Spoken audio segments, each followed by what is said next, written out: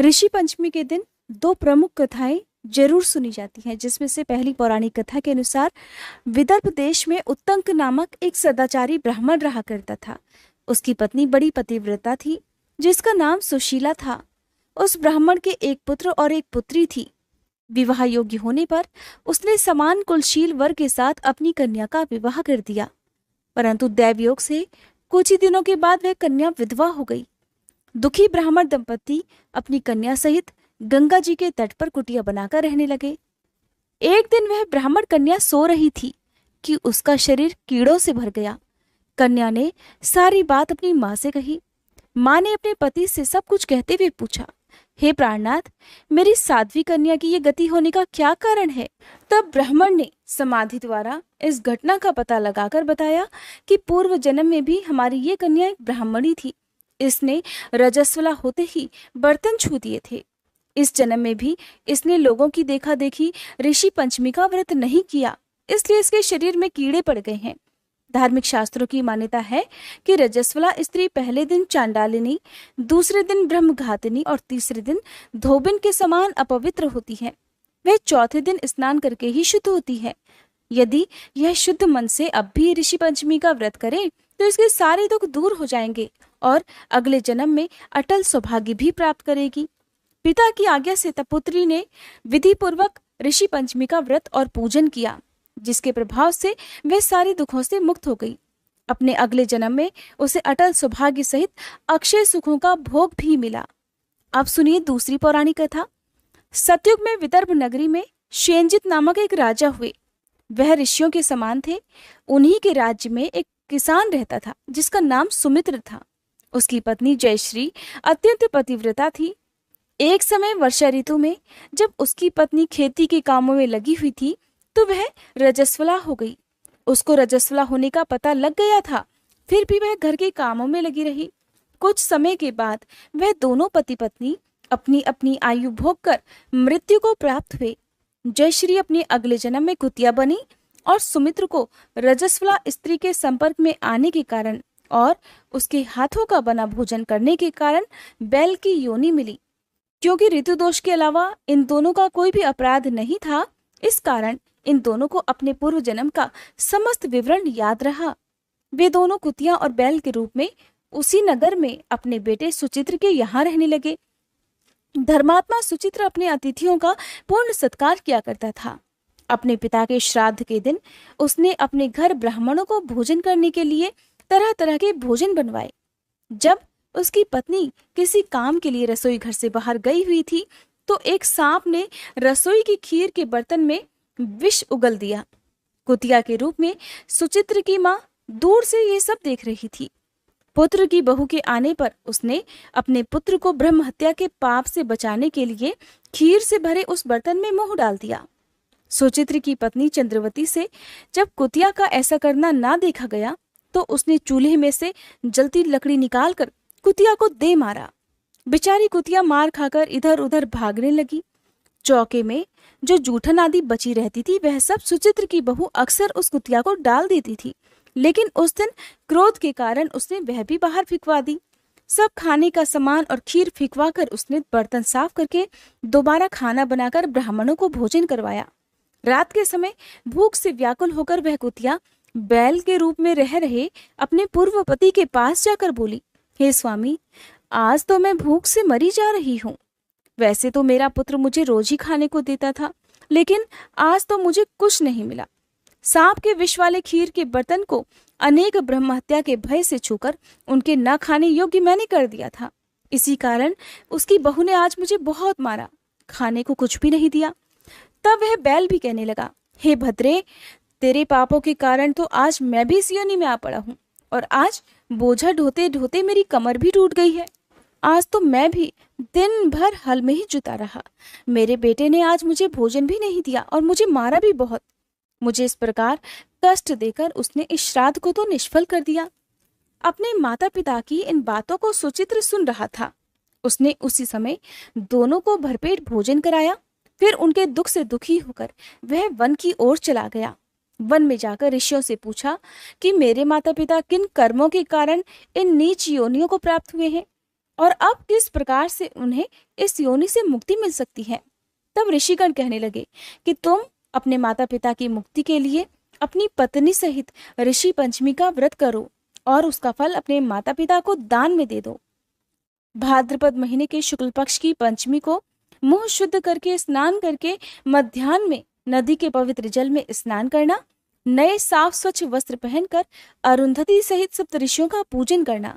इतना सुनकर सुचित्र अपने घर वापस लौट आया और अपनी पत्नी सहित विधि विधान से पूजन और व्रत किया। उसके पुण्य से माता पिता दोनों पशु योनियों से मुक्त हो गए।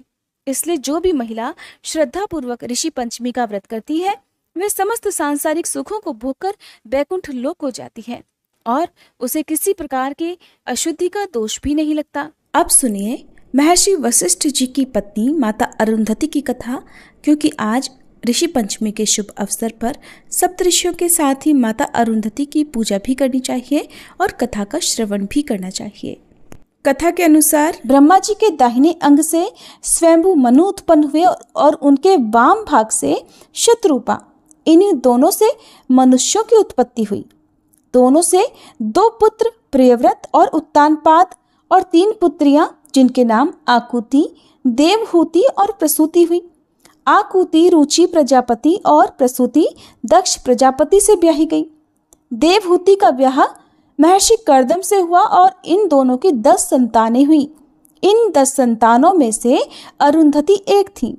एक पुत्र था जिनका नाम था कपिल और 9 पुत्रियां थीं जिनका नाम कला, अनुसुईया, श्रद्धा, हविर्भू, गति, क्रिया, ख्याति, अरुंधति और शांति था। माता अरुंधति माता अनुसुईया की ही छोटी बहन थी और अपनी बहन की तरह महान सती थी। अनुसुईया जी का विवाह तो महर्षि अत्रि के साथ हुआ और महर्षि वशिष्ठ से विवाह करने के लिए माता अरुंधति को घोर तप करना पड़ा था और उस तप करने की प्रेरणा भी इन्हें महर्षि वशिष्ठ से ही मिली। वास्तव में अरुंधति जी पूर्व जन्म में स्वयं ब्रह्मदेव की कन्या संध्या थी। संध्या ने भी अपने पिता से उपदेश मांगा, जिस पर परमपिता ब्रह्मा जी ने उन्हें तप करने का आदेश दिया। अपने पिता की आज्ञा पाकर संध्या चंद्रभागा पर्वत के निकट बृहल्लोलित सरोवर के तट पर जा पहुंची, किंतु उन्हें यह नहीं पता था कि वो तपस्या किसकी करें और तपस्या किस प्रकार करनी चाहिए, उन्हें कुछ भी नहीं पता था। अब वे उसी चिंता में उसी सरोवर के निकट बैठ गई। उसी समय भ्रमण करते हुए महर्षि वशिष्ठ वहां पहुंचे और एक कन्या को इस प्रकार चिंतित और परेशान बैठा देखकर उन्होंने उनसे उनका परिचय पूछा। तब संध्या ने उन्हें अपना परिचय दिया। महर्षि वशिष्ठ को देखकर संध्या के मन में उनके प्रति अनुराग पैदा हो गया, जिसे महर्षि वशिष्ठ ने अपने तपोबल से जान लिया था। तब उन्होंने देवी संध्या से कहा कि हे देवी, आप और हम दोनों परमपिता ब्रह्मा की संतानें हैं। इस कारण हमारा विवाह तो संभव नहीं है, किंतु अगर तुम परमपिता के कहे अनुसार घोर तप करो तो अगले जन्म में ही हमारा साथ संभव होगा।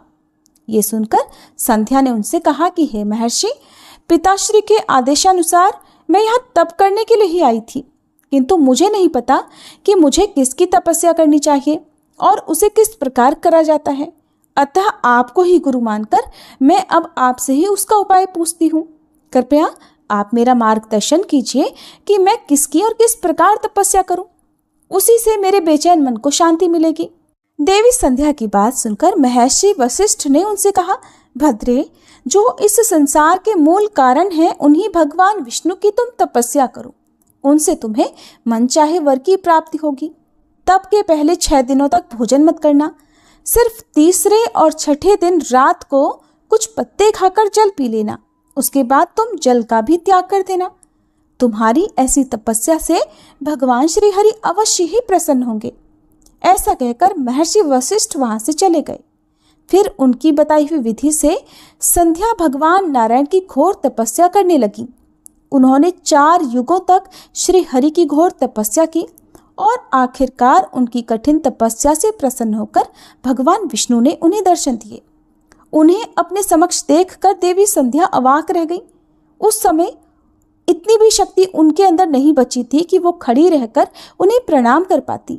उनकी ऐसी भक्ति देखकर नारायण ने उन्हें स्वस्थ कर दिया और फिर पूछा कि वो किस कारण ऐसी घोर तपस्या कर रही थी।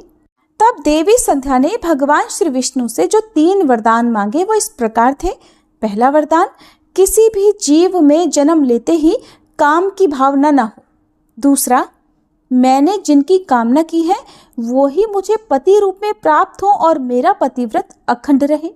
तीसरा वरदान, मेरे पति के अलावा और कहीं भी मेरी सकाम दृष्टि न हो और उनके अतिरिक्त जो कोई भी मुझे सकाम भाव से देखे वो तत्काल नपुंसक हो जाए।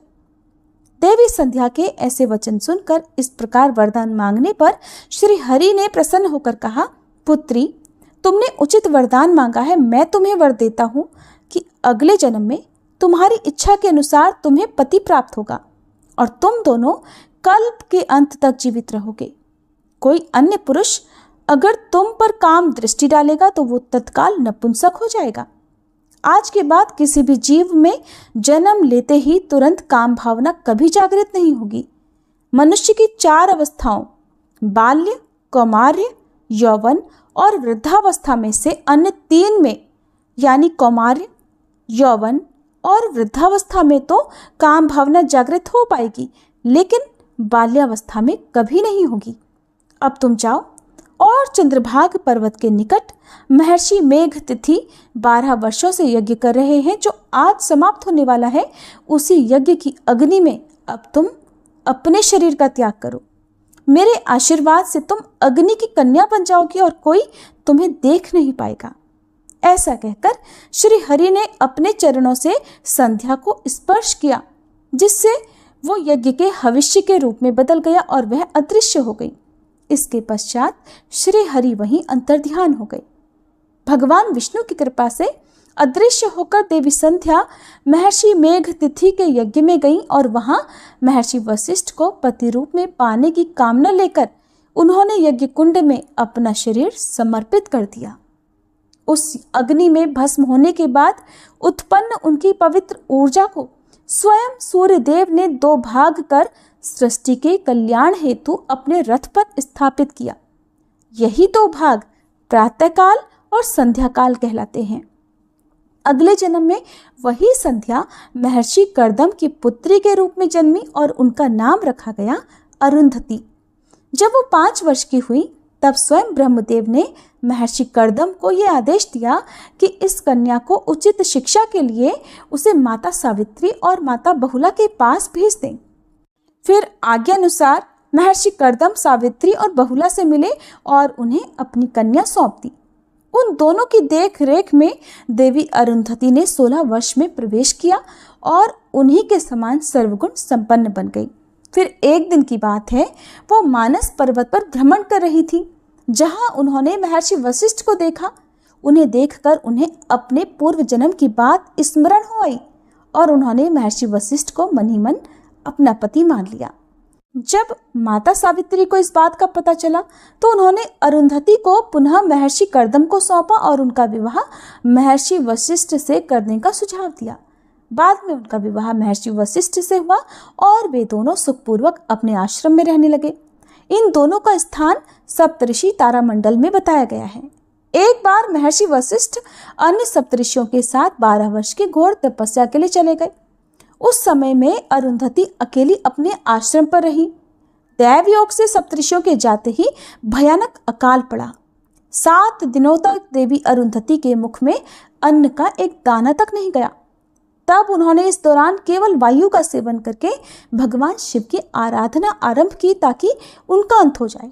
तब उनकी परीक्षा लेने के लिए 21वें दिन स्वयं महादेव उनके आश्रम में एक वृद्ध के रूप में पधारे और उन्होंने देवी अरुंधति से खाने को कुछ मांगा।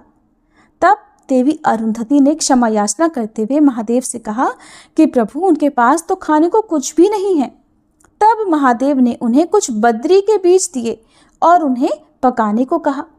अरुंधति उसे पकाने बैठी। समय काटने के लिए उन्होंने वृद्ध रूपी भगवान शंकर से धर्म कर्म की बातें आरंभ कर दी। तब शंकर जी उन्हें धर्म का वास्तविक रूप समझाने लगे। भगवान शंकर की माया के कारण जब तक अरुंधति ने उन बदरी के बीजों को पकाया तब तक 12 वर्ष बीत गए और उनकी कृपा से अकाल भी समाप्त हो गया। किंतु अरुंधति को ऐसा लगा जैसे बस कुछ ही समय बीता हो। उसी समय सप्तऋषि अपनी घोर तपस्या समाप्त कर वहां पधारे। तब उन्हें देखकर अरुंधति आश्चर्य से बोली कि आप सब तो 12 वर्षों के लिए गए थे, फिर इतनी जल्दी कैसे आ गए? तब महर्षि वशिष्ठ ने आश्चर्यचकित होकर उन्हें बताया कि वे सब तो 12 वर्षों के पश्चात ही वापस आ रहे हैं। इसके पश्चात 7 महान ऋषि इस बात पर बहस करने लगे कि उन 7 में किसकी तपस्या सबसे उत्तम थी। जब कोई निर्णय नहीं हुआ तब देवी अरुंधति ने वृद्ध रूपी महादेव से ही इसका निर्णय करने को कहा। महादेव ने देवी अरुंधति की भक्ति से प्रसन्न होकर उन सभी को दर्शन दिए और कहा कि आप 7 ऋषियों की सम्मिलित तपस्या से भी अधिक कठोर व्रत देवी अरुंधति का है। मैंने जो ज्ञान अरुंधति को दिया है, आप सभी ऋषि उस ज्ञान को इनसे प्राप्त करें और जगत में उसका प्रचार करें। ऐसा कहकर महादेव वहीं अंतर्ध्यान हो गए। तब सभी सप्तऋषि देवी अरुंधति के तेज के समक्ष नतमस्तक हुए और उनसे वो ज्ञान प्राप्त किया जो देवी अरुंधति ने 12 वर्षों में महादेव से प्राप्त किया था। वही ज्ञान आगे चलकर वेद और पुराण की कथाओं के रूप में प्रसिद्ध हुआ, जिसका विस्तार जगत में सप्तऋषियों ने किया। माता अरुंधति से ही वार्तालाप करते हुए महर्षि वशिष्ठ ने राजर्षि विश्वामित्र को ब्रह्मर्षि विश्वामित्र कहकर पुकारा था। सप्तऋषि तारामंडल के बारे में हमारे वेद पुराणों में सहस्त्रों वर्षों पहले लिखा जा चुका था और आज आधुनिक वैज्ञानिक भी मानते हैं कि हमारे तारामंडल में 2 युगल तारे हैं जो एक दूसरे की परिक्रमा करते हैं।